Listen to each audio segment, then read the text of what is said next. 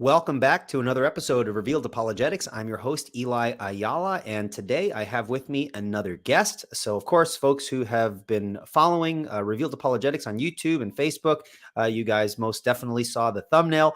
I'm going to be having Dr. Jeffery D. Johnson on with me to discuss the topic of natural theology and apologetics. And it's going to be right up that alley along the lines of presuppositional methodology and how we should properly understand natural theology and what are some of its weaknesses? Why do presuppositionalists tend to be very cautious about how we use natural theology, or whether it's appropriate that we should use it? So we're going to be talking about things along those lines.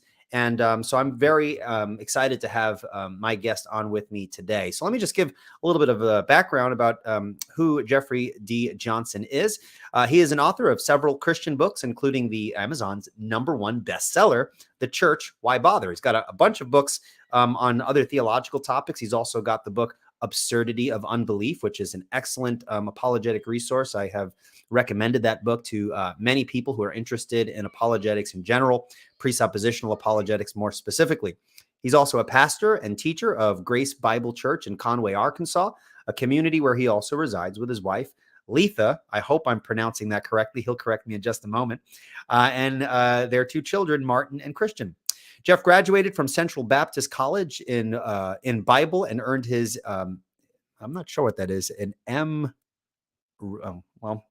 Master in Religion, maybe, in Biblical Studies. He earned his degree in systematics from Veritas Theological Seminary.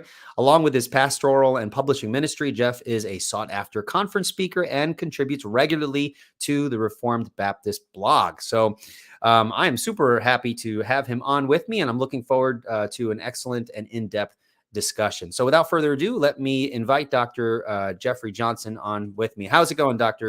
Johnson? It's going great. Thanks for having me on. Well, it is a pleasure. I know you're super busy, so I really appreciate you taking the time. Yeah, it's great to be here, and thankful for this conversation. Excellent. Now I'm going to get this out of the way right at the beginning. Should I call you Dr. Johnson? Jeff? Jeff is great. Okay, good. Everyone's different. You never know. Yeah, so, yeah.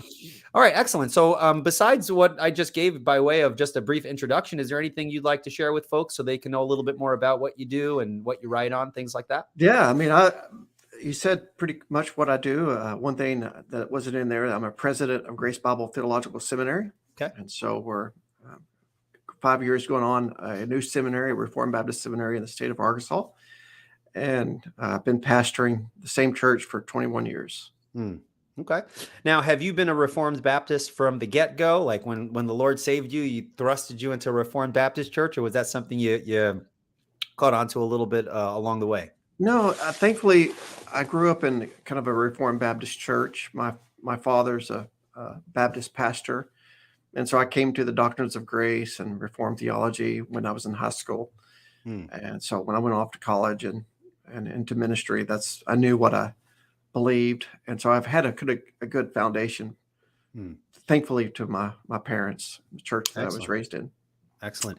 And how long until you kind of got onto the issue of apologetics? I'm going to ask you one question. When did you get into apologetics? And then the second question, what led you to presuppositional apologetics? Since most people who are presuppositionalists kind of come to it a little bit later down the road. But what's your story with respect to apologetics? Yeah, I've been interested in philosophy for a long time. I don't know why. I'm one of these guys that likes to read and just read. And when I read, I end up reading the citations and the footnotes, and those footnotes push me to other directions. And I started reading philosophers.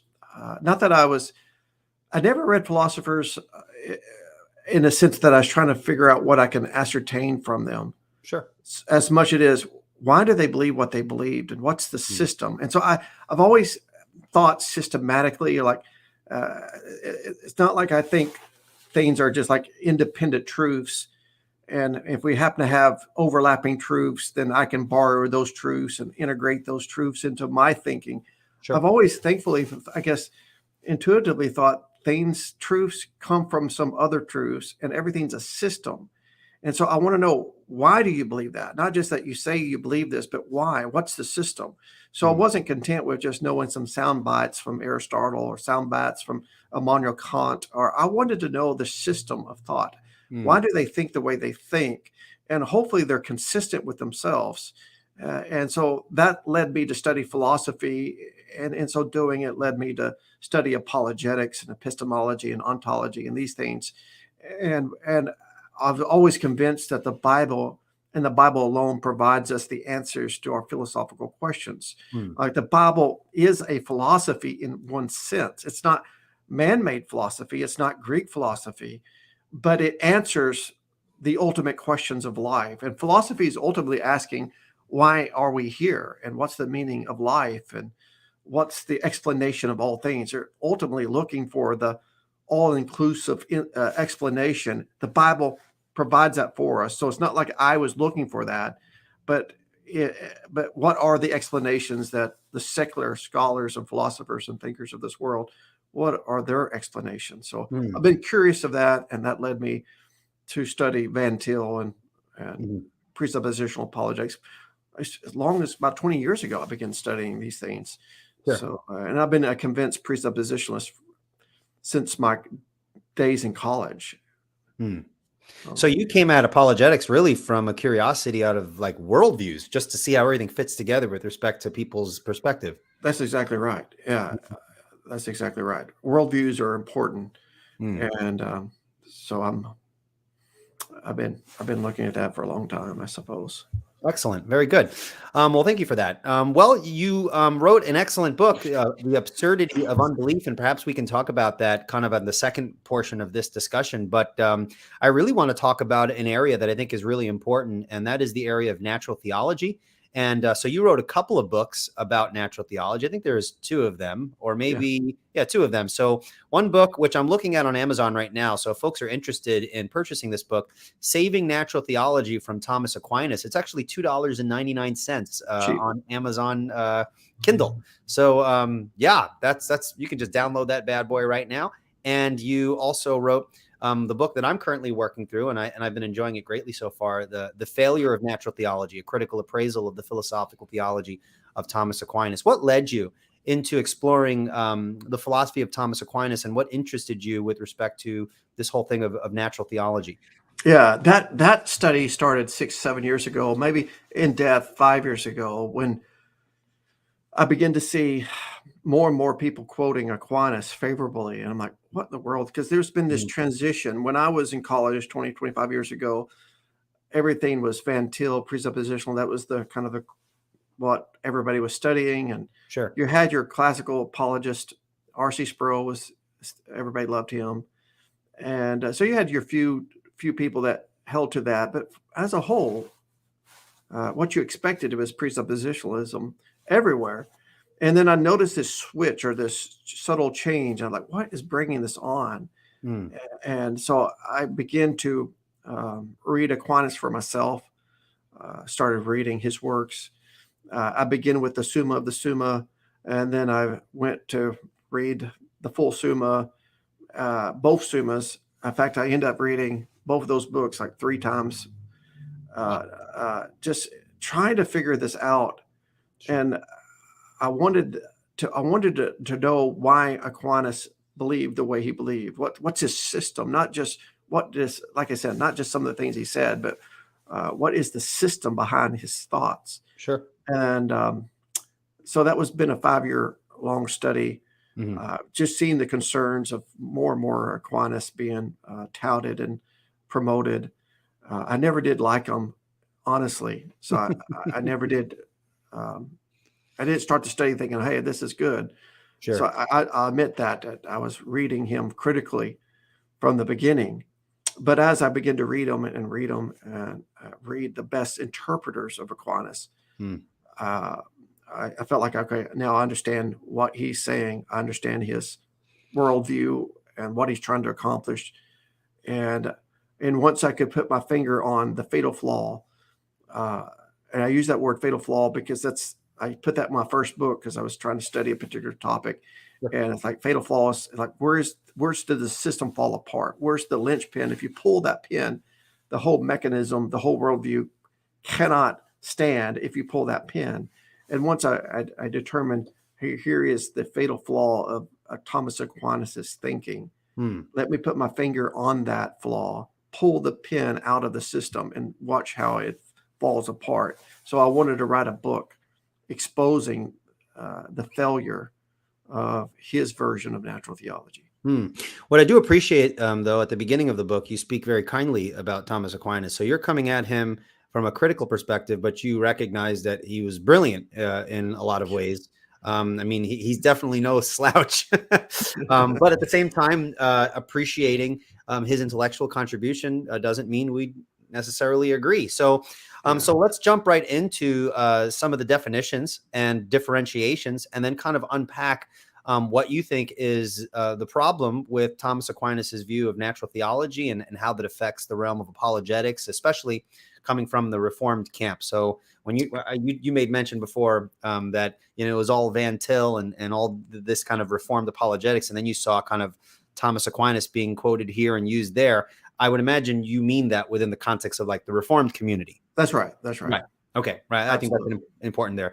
Okay. So what is natural theology? If you could unpack that definition for us. Well, I'm writing a new book trying to explore that. So I'm working on this book, and natural theology means so many things to different people. And that's part of the problem within this discussion is what is natural theology? And it's sad because the basic definition would be what you can know about God independent of scriptures. I think we all could agree with that basic definition. Now, if we all limited natural theology to that, then that would include Greek philosophy, that would include whatever knowledge that we could gain from natural revelation. Okay. And a lot of people can fit under that broad category of natural theology. However, historically, natural theology could mean what you can know independent of revelation, and not just special revelation or the Bible, but general revelation. And Greek philosophy, for instance, is an attempt to understand not just God, but understand the whole worldview, understand the whole explanation of why we exist, what's the ultimate meaning of life, and what's the purpose of knowledge, and how do we know what we know, and these things. It's trying to explain all that independent of God, independent of revelation. Not independent of God, but independent of revelation. Sure. So natural revelation, in my mind, if we're going to save it, if we're going to save natural revelation, it has to be tied and rooted to natural, if we're going to save natural theology, sure, it has to be tied and rooted to natural revelation. And therefore we can have a natural theology if it's what we can know through natural revelation. Okay. But if we're looking at Greek philosophy, which is independent of natural revelation, then we have to get rid of it. So, okay. So you used another term there that I think would be helpful to differentiate between, because a lot of people confuse these two terms. What is the difference then between natural theology and natural revelation? And why is it important to keep those distinct? Yeah, exactly. Well, natural revelation is what God communicates in nature, and it's universal knowledge that God communicates to us instantaneously, spontaneously, that even the youngest child who knows how to think knows. We all know God in all languages. And we also know that God is the God of providence. We know that God is holy. We know that God is good and righteous. We know that we're sinners. We know the law that's written in our hearts. We know how to behave. There's certain things we all know that God has made sure that we would know, and he's not left it for us to try to uncover that under a rock or have to be smart and work our way to that knowledge through experimentation or through empiricism or rationalism. It's knowledge that he's given us through nature, and it comes quickly. In fact, we could try to suppress it, but it's a consistent communication that comes to us. And so we know God from the beginning. We know God as soon as we know anything. We know God as soon as we know ourselves. There's not a time that we can say, well, man doesn't know God. We already have that knowledge from the beginning. Mhm. So And this is innate. You're referencing innate knowledge. So for well, folks, kind of. I don't necessarily say it's innate. I okay. do believe we're made in the image of God, which gives us the innate ability Mhm. to understand revelation in nature. So Okay. it's not like it's just me and my innate consciousness by itself. It's my five senses seeing the world or sensing the world. And by sensing the world, I Mhm. have immediate communication that God is behind this. So, so would you say that knowledge of God is mediate or immediate or both? Well, I would say that um, it's spontaneously communicated through the medium of nature. Like we use words to communicate, God uses his works to communicate. Okay. So his works of nature are the letters, are the words, are the mechanism, are the medium of communication. Mhm. And we know that the author of those works are those words of nature, the book of nature. We know the author is God immediately. Like when my father calls me on the phone. He doesn't have to say, "Hey, son, this is dad." I Mhm. know immediately this is dad. Mhm. When God's elect hear the voice of Christ, they know this is Christ. My sheep know my voice, Jesus says. We know. When all humanity views creation, they know God is good at communicating, and they know this is God speaking. They know that this is God that is behind the works. And so that is what I call spontaneous or quick. It's not a syllogism. It's not I have to work this out. I have to go, well, let Mhm. me think about this. No, God is communicating. And we all know that God is behind this. And that is working with the fact that we're made in his image and we have the sense of God. And Mhm. so we have the law written in our conscience. So there's this, we're made as proper recipients of that communication. And so as that which we're made to be in the image of God is able to properly understand and interpret uh, the revelation, the Mhm. divine revelation that comes from God through nature, So, so that we know God. so would you say there is a point at which a person doesn't know God but comes to know God? No, Is no, okay. no, So they no. I mean, you can okay. say there's a point where a child doesn't have any language and Mhm. conception, and Mhm. and there's Mhm. a point that the vocabulary, once the vocabulary is in his head, the knowledge of God, it fits that vocabulary. We could argue that. Okay. We can argue that, but the Bible says that there's no language and there's no person that does not know Psalm 19, that Mhm. doesn't know God, Yeah. that it's universal. It's not almost universal. It is universal. Okay. It's so effective. God is so effective in communicating that the intellectual people know, and the uh, people who are struggling intellectually also know. That was a gentle way of putting it. The smart people know it, and the dumb people know it. Yeah, that's right. Even I know. Even I. I mean, I'm on That's the right. I'm on the lower end of things, and even I know there's a God. That's awesome. Okay, so just real quick for those who are listening, we got a nice group of people watching, and there are a couple people sending in some questions. I want to encourage folks, if you do have questions, Jeff has agreed to take some questions at the end, like we normally do on the show. So just make sure you preface your question with questions so that I can differentiate your question from the rest of the comments. So thank you so much for folks sending in your question. We'll get to some of those towards the back end as we normally do. All right, so we know what natural theology is, and we know what natural revelation is. Natural theology is what we do, right? And Yes. natural revelation is what God does. He reveals himself in various ways. So what is the problem from a reformed pastor theologian's perspective? Why would you caution reformed believers of adopting the natural theology of Thomas Aquinas? Because it's not natural theology. It's not a natural theology rooted in natural revelation. Okay. It's rooted in natural science. Uh, Thomas Aquinas is essentially an empiricist. Yes. He says all knowledge begins with sense experience, and and all knowledge not only begins with sense experience, it is confined to sense experience. So all my vocabulary and all my knowledge can be ascertained by the world which I live in. Mm. And then that vocabulary, which is gathered from the world I live in, is the vocabulary that limits my understanding of God. So I can't know God as God knows himself.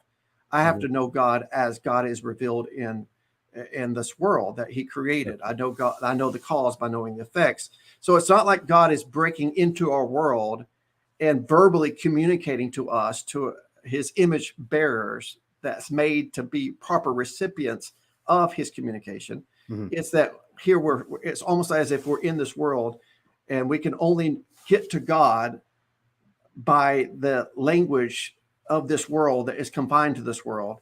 And so it's really, and it begins on empiricism and the study of physics, the study of science, the study of particularly how motion works. And so let me study the attributes of motion. And by studying how things work and the powers of secondary causes, I can therefore take what I know and apply it to the transcendental God above secondary causes. And this study of science leads me to the study of God. We go from physics to metaphysics, and thus it's based upon an unbiblical idea that there is an ontological link or chain of being between creation and the creator. That the way motion works and power works and the way physics works, we can know how God works. And thus it's implied that it's built upon this assumption, this presupposition that that all effects resemble their cause. And therefore, I know about God by knowing about this world. And that is based upon an ontological chain of being between God and this world. And that's built off Aristotle's philosophy. And Aristotle did not believe that God created the world out of nothing. Okay. That there's this ontological gap or distinction between him and this world. So just because something works this way in the world doesn't mean that has to be applied to God. There's a separation. There's something that, okay, we can know about the world by studying the world, but how do we know that's how it works with God? We don't. We cannot know that. But Aristotle made that. Yeah. Would you say that that sort of attempt blurs the creator-creature distinction? Absolutely. Okay. Yeah, all the Greek philosophy does that. Every Greek philosopher made that common mistake of blurring the ontological distinction between the self-contained God and the universe. And both, because for all Greek philosophers, Plato, Aristotle, every one of them, you had two eternal beings. And sometimes they get brought into one. You got God, whatever their view of God is. It's not the God of the Bible, for sure. But whatever their conception of the all-being, powerful being, the ultimate good, their conception of God and universe are both co-essential and co-eternal. You don't ever have just God self-contained, independent, alone by himself, who willfully, voluntarily created the world out of nothing. That's completely foreign to their worldviews. And to me, that's not a secondary minor problem. That's a foundational belief. That's at the very root of a worldview. And so the Greek philosophy is wrong at the foundation. So no matter if they have some things that are in common with the Christian worldview, the way they got to that thing, whatever it may be, that's in common with Christianity, they got to that point the wrong way, and then it leads to definitely a wrong conclusion. And so I don't think it's something we can integrate into Christianity. I think it's something we have to reject altogether. But that's what Aquinas does. His natural theology is not in natural revelation; it's in natural science, in physics, and thus it leads to a God that has, if he's logically consistent. Thankfully, Aquinas wasn't logically consistent, but if he was logically consistent, it would lead to pantheism. Okay. Now I teach a course on presuppositional apologetics, which, by the way, is available on Revealed Apologetics. You could sign up now. When I do teach it, there is a section that I teach called the twin poisons. And the twin poisons I identify, which us as presuppositionalists typically identify as such, is the twin poisons of autonomy and neutrality. Okay, so this kind of intermingles with this issue of natural theology and what's entailed in the sort of thinking that is assumed when we engage in that has some tie into apologetic methodology. So would you say that the practice of natural theology presupposes autonomy with respect to man's ability to learn about God? And is that one of the things that you would say is, hey, this is another thing we need to be cautious of? Yeah, I mean, absolutely. I think there may be a way you can redeem natural theology, again, if you root it in natural revelation, which takes our autonomy out of the equation. It puts our knowledge on the knowledge of God, and it makes us dependent upon revelation. It's not that we can work our way through our wisdom, our self-wisdom, or our ability to deduce to God. So we've become very dependent upon God, breaking out of his transcendental realm and coming into our world and communicating to us. We need him to speak to us if we're going to know who he is. And so I'm dependent upon God's revelation, both natural and special revelation. So that takes away the autonomy, human autonomy. Okay. But also, you talked about us not being neutral. The fact that Calvin speaks about how God has revealed himself in nature, and we are living in the theater of God. However, he makes it also clear that none of us have ever used that knowledge rightly. Sure. We're always twisting that knowledge and suppressing that knowledge. And I think that's true with Greek philosophy. Is the prime example, though they knew God was the God of providence. And by the way, Acts 17 makes it clear that all men know that God is the God of providence. Providence is not one of those doctrines that you have to work your way through and figure out. It's one of those things that God tells us at the beginning. We could just look at Acts 17 and talk about how you could just look at how God has arranged this world and how God is the great provider. We know that God is intimately and personally involved in the affairs of the world. He's not deistic. He's not absentee landlord. He's involved and he's watching and he's a caretaker. We know that, but Greek philosophy, all of the various philosophical systems, has rejected divine providence. And so that shows us that Calvin's right, that man doesn't even take what God reveals and works and builds on that, but rather pushes that knowledge aside and seeks to start with self and then work their way to God.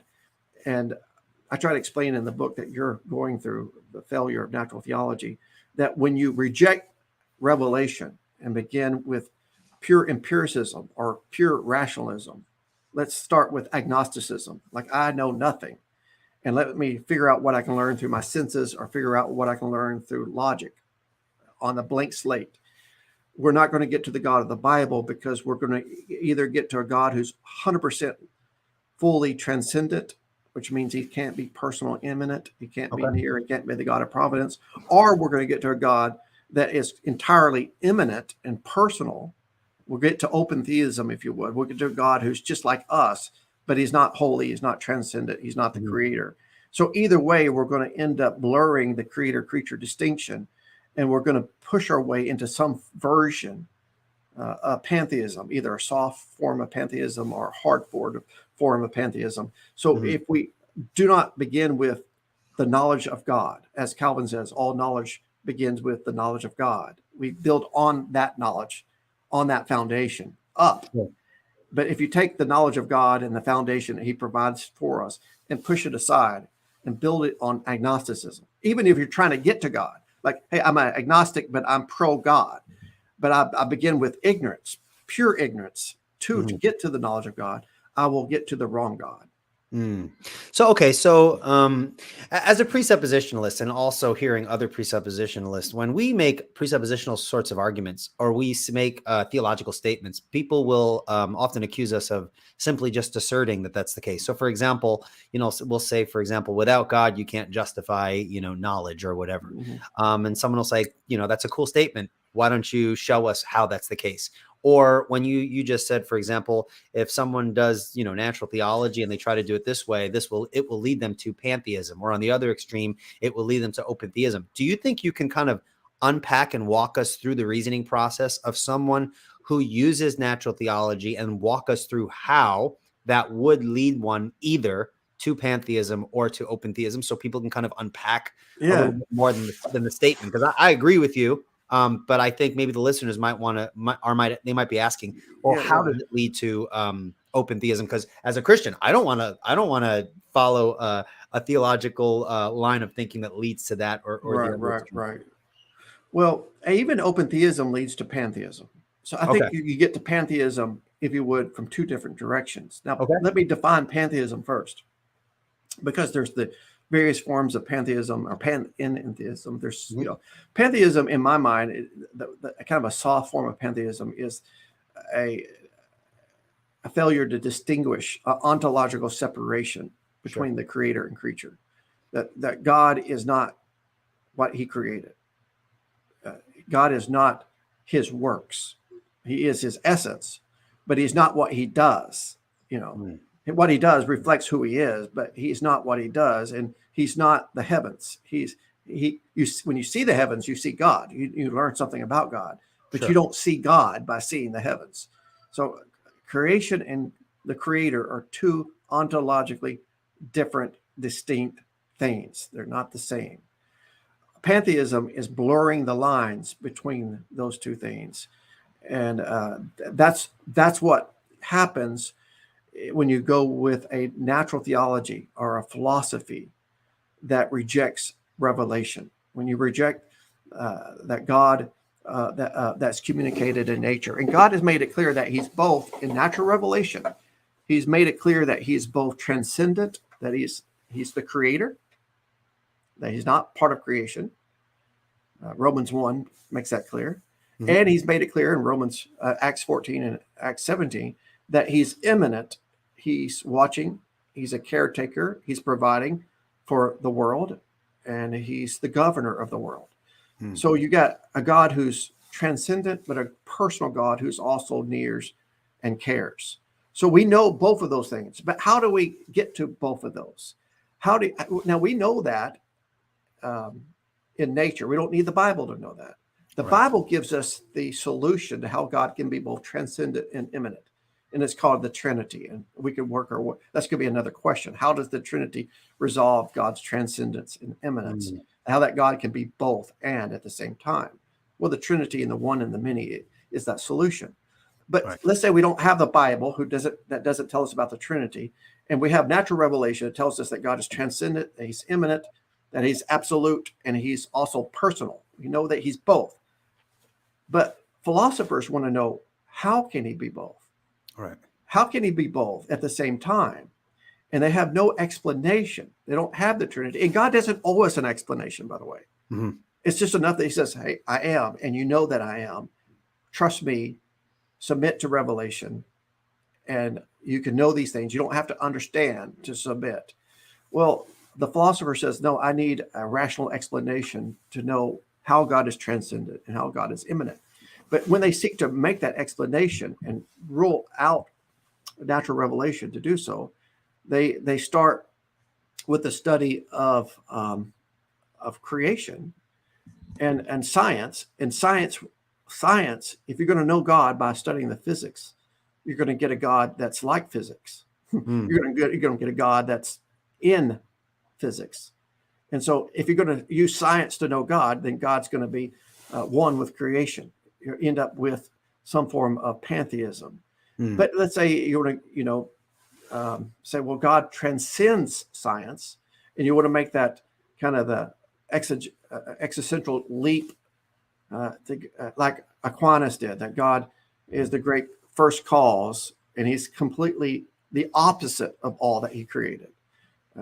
Then all of a sudden, God is so transcendental. He's so transcendent. He's so opposite. Then there's nothing, in one sense, there's nothing that creation says that represents him at all. Mm-hmm. And that he becomes so wholly other that he becomes wholly agnostic, wholly unknowable and ineffable. And then that type of God is so transcendent that all that we can know about him is what we know about him in creation.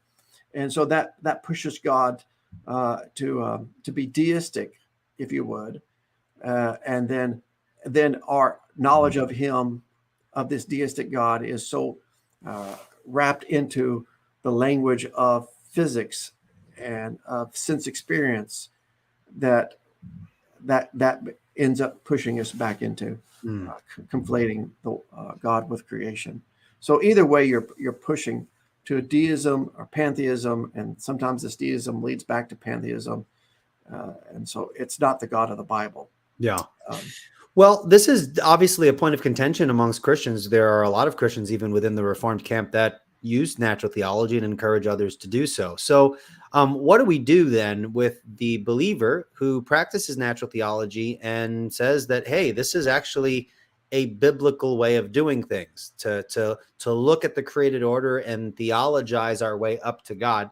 How would you respond to Christian attempts to provide a biblical foundation for doing natural theology? One example that I often hear is Romans chapter 1. How would you unpack that? Yeah, well, there's a lot of confusion because people reread. I read Romans 1 and Acts 14, Acts 17, Psalm 19, and go clearly. God communicates in nature, and we just need to point out, though Thomas Aquinas would quote these verses are talking about natural revelation. He's talking about natural science. Now, these verses are not proving natural science. It's proving natural revelation. Okay. And so it's totally different thing. What the philosophers did, and this is the biggest misunderstanding when you read textbooks on natural theology. I've been reading one book on natural theology after the next, and they almost all do it. I could list you one name after another. They almost all do it. They confuse natural revelation with natural theology, and often natural revelation with natural science. And they'll go to the philosophers who rejected divine providence and say, look, the philosophers were doing natural theology, and Acts 17, Paul's doing natural theology. It's like, no, they're not doing the same thing at all. Okay. Paul in Acts 17 is referring to natural revelation. And he said that you know that God is the God of providence. Natural theology outside of natural revelation denies a divine caretaker, the divine providence. So we have to make that distinction. But also we'd say, okay, now that we do admit as presuppositionalists that God does speak to us in nature, we confess natural revelation. But we need to say, now, though we all know these certain truths in nature, we ought to say, now that we in our sinful nature want to suppress that. We're trying to suppress that knowledge. But let's say we're not suppressing that. Hypothetically, that man is going to accept the foundation of natural revelation. And then we go say, okay, well, then that's fine. But one of the difficulties of natural revelation, it's effective, it's universal, it's spontaneous, it's consistent. But one of the things it lacks is objectivity. Okay. And so, for instance, if the Lord Jesus Christ entered into a room and we're all in a room and he spoke to us personally, not with the Bible, but he said, hey guys, let me tell you something.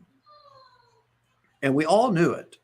We all knew it. It was one of those moments like Saul of Tarsus on the road to Damascus. We all knew it. You can't convince us otherwise. How am I going to convince that to you? Even though you were in the room and you saw it. Mm-hmm. Well, you have the subjective certainty that you saw and had the same experience as I did. But none of us would have the objective certainty of that reality. Okay. All of humanity has the subjective certainty that God has spoken to them in nature. We all have it.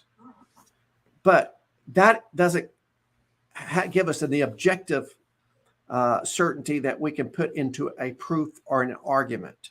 Okay. And so people want to objectify what they know subjectively. And when they seek to objectify what they already know, it pushes them down a path of rejecting what they know. Okay. Let me try to prove that, where they know that they don't need to prove it, they know it. Mm-hmm. But when they seek to objectify and put a logical proof to what they subjectively know in nature, by nature or through natural revelation, they end up doing what I've already said. They end up creating another God. They create, a God of pantheism. So it's like, yeah, we don't want to throw out natural revelation. Sure. As presuppositionalists. We want to affirm that. But a lot of classical apologetics think that we're objecting and throwing out natural revelation.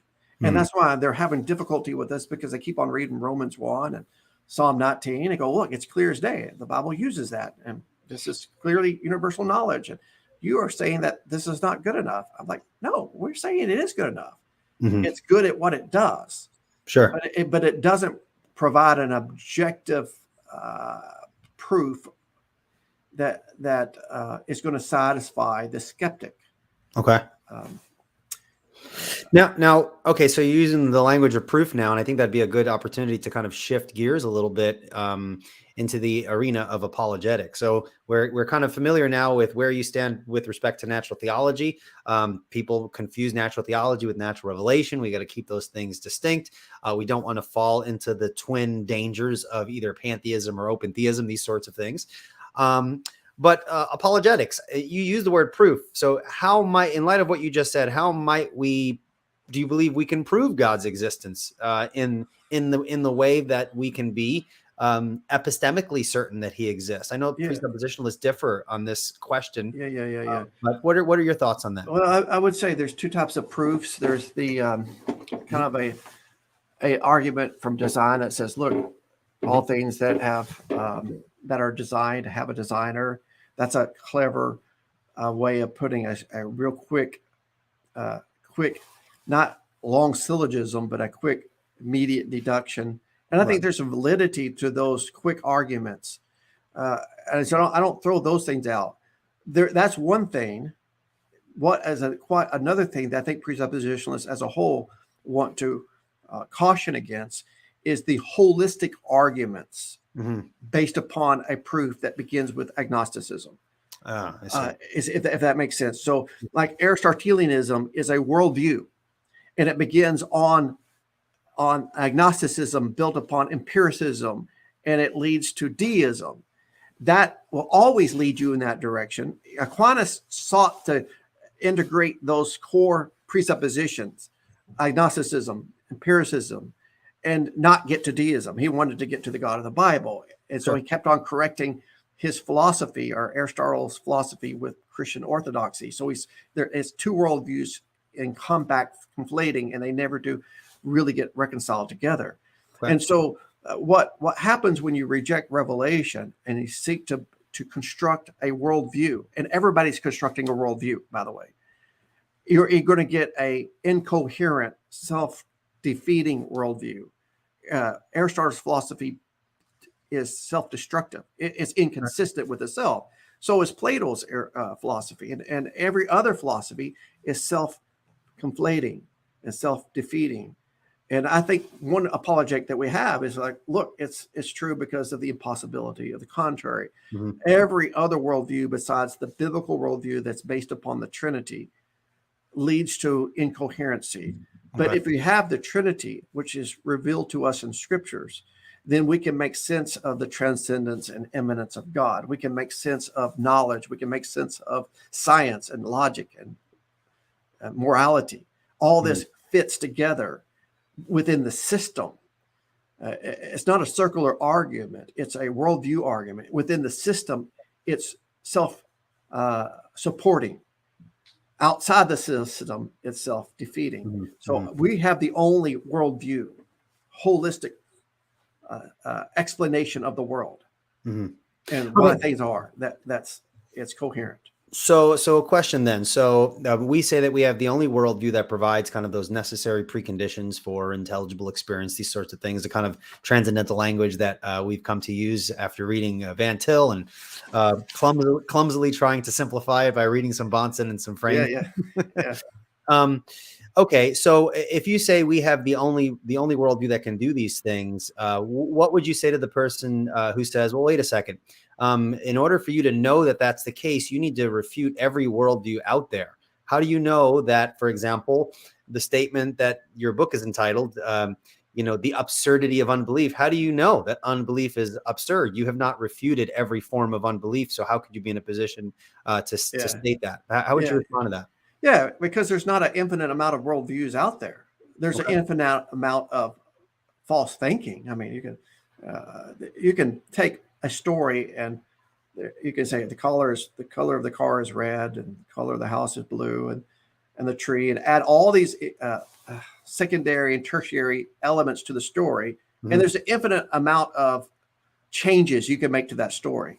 Sure. However, the worldview is not just an infinite amount of details. Okay. A worldview is based upon ultimate questions, and they're foundational questions. They're like, why do you believe this? Well, why do you believe that? Well, I believe that because of this. And ultimately, it comes down to three questions. Okay. All philosophers, I mean, this is true. All philosophers reduce all of knowledge down to three ultimate questions. And those questions can ultimately be reduced to one question. Okay. Trinity, is there a God? But these questions is, what is real? How do we know what is real? And how should I behave? Those are the three ultimate questions. And every worldview is based upon how we answer those three questions. Right. And so there's a combination of how you can answer those three questions, but there's really only three questions. Mm-hmm. And so the Bible answers those questions, and it gives us a solution that is not self-contradictory. Now, if you don't give the biblical answers to those three questions, and you go into atheism and pantheism and agnosticism and whatever other ism, it comes down to like the question of how do we know what we know? There's only really three questions, three answers: empiricism, rationalism, or existentialism. That's the only, if you don't believe in revelation, that's the only three answers you can give. Or you can say it's a combination of those three things. That's all you can do. We have a fourth answer. It's called divine revelation. God speaks in, he enters in, he comes to us. We as Reformed believe that God has to condescend and come to us and speak to us. But if you don't believe in God, you're down to empiricism, rationalism, or existentialism. And how you answer those three questions will determine your ontology, what you believe is real. If you're existentialist, you're gonna, you can come up to some based upon some experience or faith or leap of faith. You can believe in all kinds of things, but you have no foundation for that. If you're a empiricist, you come down to pantheism. All there is creation, because empiricism doesn't have a category to get to God. And if you're a rationalist, you can't explain the world. So in the end, they're self-conflicting. And so you would say that those other options are available to the unbeliever if they want to argue against the claim of the Christian position, but that the Christian is in a good position to refute those and show internal inconsistency. I don't have to refute a billion different worldviews. I just have to refute 3 or 4 or 5 of them. Really 3 worldviews. Okay. Rationalism, empiricism, existentialism. Now, would you say that all of those versions of thinking have similar weaknesses, such that if you refute one aspect of those worldviews, you kind of refute all of them, since all of them have inherently this kind of fatal flaw assumption? Yeah. Okay. All of them is going to be reduced to one of those. Okay. All right. Okay. So what do you do with, and a lot of people ask this, I've asked this question and I have my answer. I'd love to hear your answer, but how do you use, for example, and people would say presuppositionalism, okay, it works pretty cool when you're talking to the metaphysical naturalist, the atheist, but that's not really going to work when you speak to someone who holds to the belief in an absolute God. How do you deal with Islam? How do you deal with religions that posit kind of a deity or deities? How would you, if we can use the popular language, how would you presup those guys? If we can use presup as kind of an intellectual karate move, how would you apply it to folks from competing religious perspectives? Yeah, it goes back to the Trinity. Okay. The Trinity is not our Achilles heel that we have to feel sorry for and feel embarrassed about. It's the thing. It's the very thing that makes our worldview coherent. We say, hey, we believe in a biblical worldview. Well, the Bible is that which reveals to us that God is Trinitarian, that God is not reduced to the one, or he's not reduced to the many. In all forms of Greek philosophy and explanation, and even religions outside of Christianity, they're trying to ask the ultimate question: what is real? What is the ultimate being? What is here before all other things that are here? Everything is a derivative of what? What was eternal? Hmm. That's the ultimate being. What's eternal? What did all things come from? And there's two ways to answer that, and only two ways. One, all things can be reduced to something that's ultimately simple. All things are just particular. When you look at the particularities, let's say all things are diverse, and there's no unifying oneness behind the diversity. You get to relativism and postmodernism. Sure. But so that leads to, it's self-defeating, because then you don't have any basis for knowledge, and you don't even know if that's true. It's really quickly self-defeating. So it's better to get to the conclusion that all things are one. But if you reduce all things to one, you can't explain the many. And Aristotle and Plato, ultimately, oneness is the ultimate foundation behind their worldview. Mm-hmm. And it leads to a transcendence of God that can't be explained. And no, you get to an unknowable God, and you get a God behind whatever conception of God we get. And so you get this a God that there's no way of that God being personal. Right. So and once God is so transcendent, then basically you get to Gnosticism, and then you end up going back into relativism. So we need a God that's one, and he's many. And we get that only in the fact that God is ultimately he's not one before he's many. And he's not many before he's one. He's both simple and complex. He's one essence of three persons. Are you familiar with the work of Brant Bosserman in his book, The Vindication of the Trinity? Yes, that's a good one. Yes. Yeah. So folks, we've had Brant Bosserman on to talk about, because Jeff just spoke about the necessity really of the Trinity grounding kind of that one and the many issue. So you're speaking of what is metaphysically ultimate. Is it ultimate oneness or ultimate particularity? If you're thinking, well, the Trinity is a solution, it's not necessarily the solution, because how do you know there's some other God out there that maybe is one being but four in persons, right? So there might be other options there. If you want to know why God must be triune as opposed to biune or a quadrinity, check out that conversation I had with Brant Bosserman. It's an older episode, but he unpacks his thoughts on it. It's an excellent conversation. So if anyone wants to dig deeper into that, would you like to give kind of a brief, I mean, it's really difficult. You don't have to, but would you like to give kind of a brief explanation as to why the Trinity solves it? So for example, if you say the Trinity solves the one and the many, well, what if you have another God, another deity, another conception of deity that is both one and many, but not Trinitarian? Yeah, that's a difficult question, but I mean, it is a difficult question that I actually haven't spent a whole lot of time exploring. Okay. But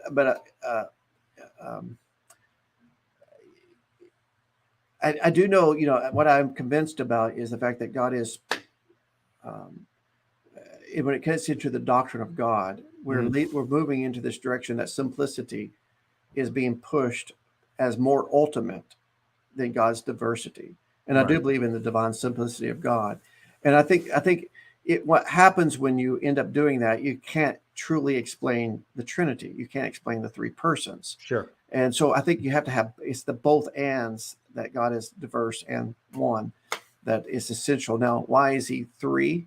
I'm not convinced with Aquinas' conclusion that the Son is the wisdom and the Spirit is the love of God. That to me, that leads to a differentiation of the attributes, as if the Son has one particular attribute above the other attributes. And the Spirit is a particular attribute, such as love, in a greater way than the Father's love, the greater way than the Son is love. So that it's unsatisfactory to divide up the attributes unequally or stress them in a particular way in the different persons. I'm not convinced of that. I'm just convinced that the fact that the Trinity is eternal and necessary, and God's a necessary being, and it's necessary that he is that there is an interaction between God for there to be morality. If God wasn't in communion There would not be love. Now, there might be self-appreciation, but there wouldn't be charity where the Father is giving to the Son and the Son is reciprocating that love and giving back to the Father. And I do believe in the perichoresis that they give in co-indwelling within themselves, and they give of themselves. So the Father is giving to the Son through the Spirit and vice versa. And so there's co-indwelling. And so you have this mutual sharing and giving, which becomes the standard of their own holiness and righteousness, that they're a giving, communicative, loving God. And that's the basis of their morality, which becomes the basis of our law. And if you had one person, you can't steal, a one-person entity, can't steal, he can't lie, he can't cheat. You have to have another person to be able to uphold the law, and you need that within God himself. That's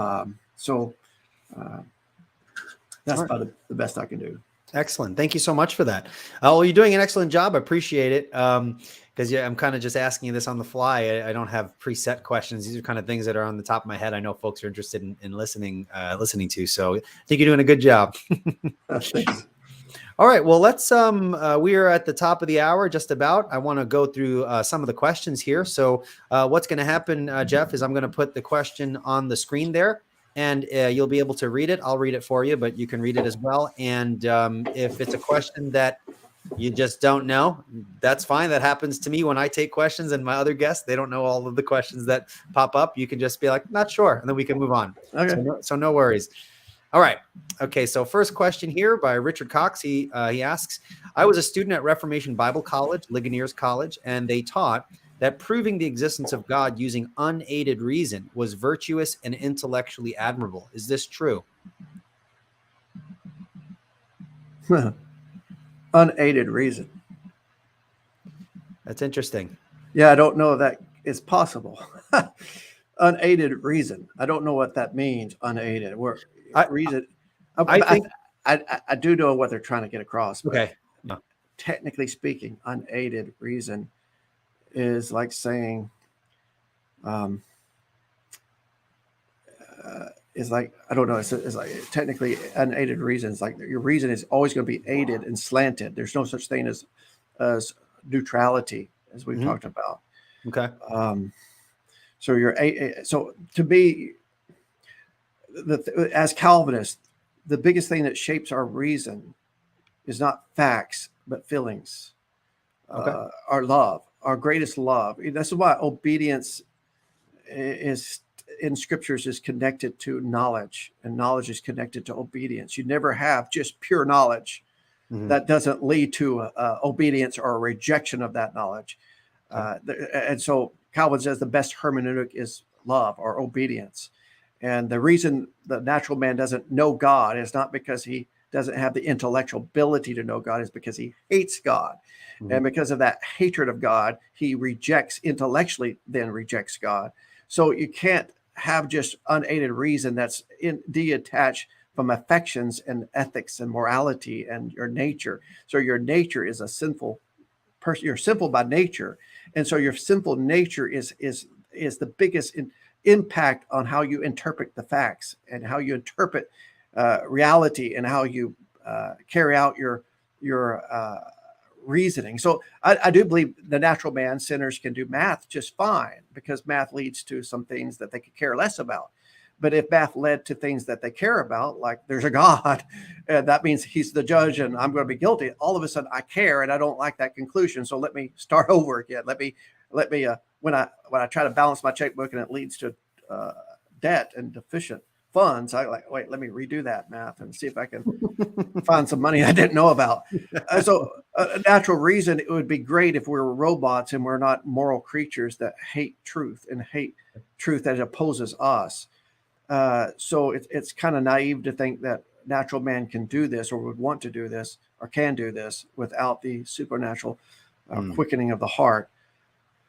So that would say that initially, but hypothetically, I understand the question. Let's take morality out of the question. Hypothetically, even if we take natural revelation out, what God gives us freely, and say, as I already tried to talk about, take morality out. If you start on agnosticism, Even if you're saying, I want to get to God, but right now I don't believe in God, but I'm open to God. Mhm. And you don't build off of God. Like, hey, I already know there's a God. God's already told me that he exists. I can't deny that. So God is there, and he's God of providence. I take those things as true to begin with. If you push that aside, you're going to get, as I already said, you're going to get to some form of pantheism or deism. Okay. All right. Thank you for that. Logically, you're going to get to not the God of the Bible. All right. Classic Christian literature says, how can any natural theology be independent of natural revelation? I think this question is being asked within the context of something you said towards the earlier part of this discussion, where you said that some people kind of try to do natural theology independent of this. And I guess this person's asking, well, how is that possible? I wasn't aware that there are Christians who do natural theology independent of natural revelation. Well, listen, they do it all the time. Get Plato out of the grave and ask him, why did you reject divine providence? You knew God was the God of providence. Why did you reject that? Ask Aristotle why he rejected divine providence. Mm-hmm. You knew that from the beginning. God told you that. Why did you reject that? Well, they did reject that. Mm-hmm. And they got to a God that is unaware of the creation and unconcerned. They didn't get to a God who's independent, self-contained, autonomous, that created the world out of nothing. Sure. Why did they not get to that conclusion? It's because they did not build their philosophies on what they knew and what God told them through nature. Sure. And so, yeah, it happens. It happens all the time. And partly the reason it happens is because we're talking about these people are sinful and they'd rather get to a God that they can control and they can understand than submit to a God that leaves some mystery. And obviously, without the Bible, they're going to come to some mysteries. I can't make sense of this transcendent, immanent God because I don't understand the Trinity. They don't even know that they're missing the Trinity. So they're left with some gaps in their knowledge, but they know enough to be accountable. And what's sad is Christians that know that God is the God of providence, they'll go back like Thomas Aquinas and seek to use Aquinas' foundation, empiricism, and build a natural theology off of Aquinas' natural theology, which is built upon Aristotle's natural theology. And even Thomas Aquinas says natural theology, according to his version of it, doesn't get you. Logic alone, reason alone, pure reason alone doesn't get you to a God of providence. That's an article of faith. It doesn't get you to a creation out of nothing. It doesn't get you to Trinity. It doesn't get you to divine providence. These are articles of faith. And I'm saying without the God of divine providence, you don't even get to the God of natural revelation. So you have Christians rejecting natural revelation, not knowingly, not purposefully, but practically they do it. All right. Thank you for that. Richard Cox also asks, why did Bonson deny that revelation is mediate in his debate with R.C. Sproul? I'm not sure if you're familiar with that debate. I'm not familiar with that debate. All right. So I want to kind of just speak for Bonson. Just a real quick comment. I'm very familiar with that debate, and we want to be very careful. Dr. Bonson did not reject mediate knowledge. He affirmed that both the knowledge of God is immediate and mediate in a sense. So we innately know God because we're made in his image. And as Jeff said at the beginning, to be aware of ourselves is to be aware of God. That's Calvin right there. And so there is a sense in which we immediately know God, and there's a sense in which also we look and see God's fingerprints over all of creation. The heavens declare the glory of God. So I think he said that in the debate just to draw the distinction between what Sproul was getting at with respect to starting from kind of like looking, seeing, and then acquiring knowledge. He's saying, no, we're without excuse. We know already without. Look at my eyes, you'd still know. Yeah. And to carry on that, like my little nuance is that like when you hear your father's voice, you know it's your father, but God is using the method of your father speaking for you to know that it is your father because you have that internal witness that this is your father. I think that's how this immediate work together. The fact that we're made in God's image and we see creation outside of us, these things pair perfectly together, and it happens spontaneously. Very good. Doherty Hylomorph. Okay, I hope I pronounced that correctly. This person asks, what are your thoughts on the Protestant Orthodox / scholastic reception of Thomas, their use of natural theology, etc.? One example would be Francis Turretin. I don't know if you understand the question. I do. Francis Okay. Turretin did not accept Aquinas' natural theology. He accepted a version of natural theology rooted in natural revelation, but he objectively he clearly rejected natural philosophy and Aristotelianism. So to put them into the same category is a mischaracterization. Turretin, I wouldn't put him as a presuppositionalist, but he's also not in the same category as Thomas Aquinas' version of natural theology. All right, thank you. Corey asks, Bonson seems to argue in his works that philosophy can be used under Christ's lordship. How does this differ from Thomas's use of philosophy? Well, we're not against philosophy. Philosophy is just asking questions. It's the love of wisdom, and they're asking the right questions. What is real? How do we know what is real? How should we behave? These questions are questions we all should ask. We should all be philosophers. We should all seek to know these things. So God has put it in our heart to ask such questions. So the problem is not philosophy as a discipline. Philosophical questions are not the problem. Philosophical answers are not the problem. It's the problem of how you do philosophy. And Greek philosophy or secular philosophy, pagan philosophy, begins with the autonomy of man on agnosticism. And Christian philosophy, if we call it Christian philosophy, is built upon divine revelation. It starts with God revealing himself, and we begin with that as our presupposition, as our foundation. So it's different starting positions. So actually, philosophy is not the problem. It's the method of how we answer our questions. That's right. And Bonson has a whole section in many of his books on revelational epistemology. So it's very much linked with revelation, how we know. All of these things are grounded in God's revelation. All right. So Hoyt asks a question. How does a sensory deprived person who was born blind and deaf, I love these sorts of questions. How does a sensory deprived person who was born blind and deaf receive natural revelation without the capability to observe nature and the heavens? Yeah. Hoyt, you asked some hard questions, but Hoyt, it's technically, of course, I know Hoyt is a good person. Okay. Hoyt, I don't believe there is such a person. Hypothetically, that doesn't exist. There's never been a person that doesn't have any of their five senses. Maybe blind, maybe deaf. My mother is deaf, by the way. But where one sense is not working properly, the other senses compensate. And so it would be hard, not to mention the fact that we're made in the image of God and we can't know anything without knowing God. So we are part of God's divine revelation. We are part of creation ourselves. So we're walking testimonies of God's existence and power by just existing ourselves. So God has made it clear that all people can know him because they can't run from themselves.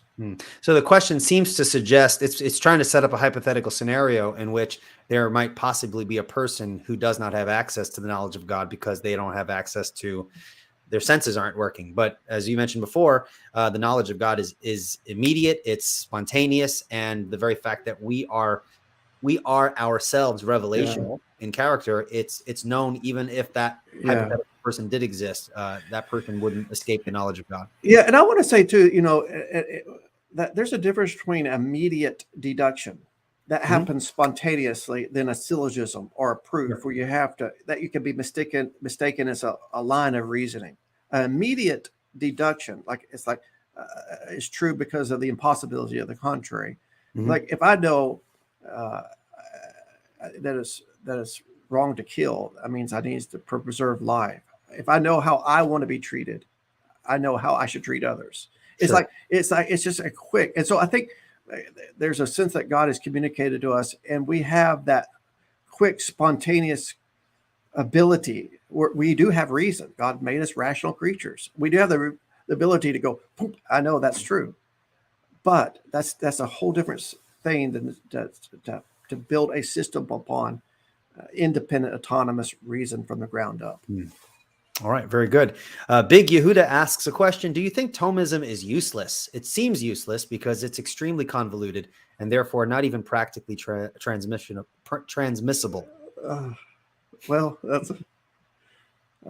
that's a good question. I mean, I want to throw it in the trash. I've spent 5 years studying Aquinas, and like I said, I admire the man as a person. I don't believe he was a Christian. As a system, he had a wrong view of the gospel, wrong view of the church, wrong view of salvation, wrong view of the sacraments, wrong view of heaven and hell, wrong view of sanctification. Unorthodox positions that in his theology. His theology is bad. Of course, I also believe his philosophy is bad. And so now, does he have some truths? He believed in sovereignty of God. Certain things that we could say we agree with. I don't even think his understanding of the Trinity is helpful, though he did believe in the Trinity. So there's things that you could pull out of him. I think there's things you can pull out of Aristotle. He believed in science, and any unbelievers. It's not that saying we don't have some things that we agree with them on. Mm-hmm. But why do they say this? The system in which they come to those conclusions is faulty. And though they may have an element that we can agree upon, if you follow that element out to its logical conclusion because of the foundation which it was established, it'll take us away from truth. So as a system, yes, Thomism is irreparable. All right. Thank you for that. Jacob asks, would Johnson posit that there are three wills or self-consciousnesses in God? So that will would be located in the person rather than the nature. So if there are two wills in Christ, would he say two persons? No, I do not think there are three wills in God. I do think there's a single will with three, as John Owen points out. I think John Owen is the best on this topic. John Owen says there's one will that has three perspectives. Okay. And that's helpful because the Son does things. He operates uniquely as the Son, and he does things uniquely. He does it in cooperation and in indwelling with the Father. But he does something like the incarnation, and the Spirit does things uniquely of the will of the Spirit from the perspective of the Spirit that is different from the perspective of the Father. So I'm not going to say there's three wills in God. I will say there's one will with three perspectives of how they operate. All right. Thank you for that. Thomas asks, does Dr. Johnson believe we have direct access to reality, or do we have to rely on a lens as a medium between us and the world? It seems as though this question is a little Kantian in nature. I wonder if the person's making a kind of a noumenal, phenomenal distinction there. Yeah, that sounds like it. No, Thomas Aquinas would end up putting that lens between us and God. And I would say no, and he makes that lens creation itself. And Immanuel Kant would say no, there's a lens between us and creation. So they would make us have two lenses. And when I say lens, I don't know exactly what you mean by that, but I'm taking it to be some type of intermediate knowledge that somehow doesn't give us direct access to the knowledge behind that knowledge. And so, no, I think we have immediate awareness of creation through our senses. All right, very good. Moses, not the actual Moses, he's not with us anymore, but Moses asks, I consider Aquinas a heretic regarding the gospel. Do you think his faulty natural theology affected his views on salvation, which formed the Roman Catholic gospel on sacraments and justification? I haven't come to that conclusion that his natural theology is what did it. I do believe his natural theology has led the contemporary Catholic Church to a universalism. And I think his natural theology that God is easily accessible, if you would, through this method, through philosophers as they are to Christians, has opened up that door, and we could develop that further. Working with some pastors that pastor in Rome and minister in Rome, and they're right in the middle of Catholic country, and that's their conclusion as well. But I think as a whole, my understanding of the life and thought and theology of Aquinas, that he was seeking to be orthodox in his theology. Okay. And he wasn't novel in his theology. He's not necessarily, I mean, in his Trinity, he was nuancing the Trinity in a ways that I don't know it was necessarily nuanced before him. And he pushed things further along, but it wasn't necessarily he was novel in his theology, though he articulated them and solidified a lot of the theology of the Catholic Church. So you have pre-Thomas, post-Thomas, I think, in the Catholic Church, where his Summa becomes the kind of the quintessential textbook for Catholicism after him. I'm convinced of that. I mean, the Council of Trent is basically a republication of the Summa Theologica. But I think what happens is he's got two worldviews, Catholic orthodoxy and Aristotelianism, and he's trying to push these things together. And I don't think his Catholic orthodoxy is flowing out of it. I think it's rather he's trying to combine conflicting worldviews together, and that leads his philosophical theology with a lot of self-inflicting conflict and unresolved tension. And he wrote a book at the end of his life, towards the end of his life, on questions about power, divine power. And he basically asks these questions that really he admits that there's no conclusion to. They're mysteries. Yeah. And I think they're contradictions. All right. Thank you for that. There's just two more questions, and then we wrap things up. You're doing an excellent job, and I appreciate so much your willingness to give me your time. You're doing great, and this is really informative. So Slam RN, before I ask Slam RN's question, thank you so much, Slam RN. I know you're kind of helping moderate the comments there. I don't get to really kind of follow the comments too much because I'm multitasking, asking the questions and doing other things. So I appreciate that. All right. So Slam RN asks, if Aquinas believed that Jesus died for his sins, wouldn't he be a Christian? And I think this question is in relation to a comment you just said just a few moments ago, where you seem to suggest that you don't even think that Thomas Aquinas was saved. Are we understanding you correctly, or? Yeah, I don't think he was saved. No. Okay. We had a false gospel. Okay. He didn't believe that Christ died for his sins, not in the way that the Bible teaches it, as imputation. He didn't believe in imputation. He said it was impossible for Christ to legally take our sins and judicially cover the wrath of God for us.